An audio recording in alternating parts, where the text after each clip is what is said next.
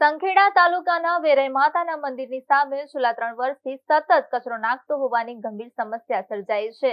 મંદિર સામે કચરાનો ઢગલો થવાથી અહીંથી પસાર થતા સ્થાનિક રહેવાસીઓ તેમજ સંખેડા આવતા જતા યાત્રિકો અને મુલાકાતીઓને ભારે હાલાકીનો સામનો કરવો પડી રહ્યો છે.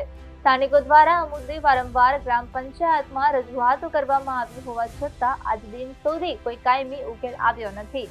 કચરાને કારણે દુર્ગંધ ફેલાઈ રહી છે તેમજ સ્વચ્છતા અને આરોગ્યને લગતી સમસ્યાઓ પણ ઊભી થવાની ભીતિ સેવાઈ રહી છે.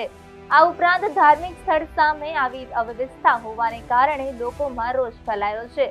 આ બાબતે સ્થાનિકોએ સરપંચ અને પંચાયતને અપીલ કરી છે કે મંદિર સામેની કચરાની સાઇટ તાત્કાલિક હટાવવામાં આવે અને ગામથી દૂર કોઈ યોગ્ય જગ્યાએ ડમ્પિંગ સાઇટ બનાવી ત્યાં જ કચરો નાખાય તેવી વ્યવસ્થા કરવામાં આવે.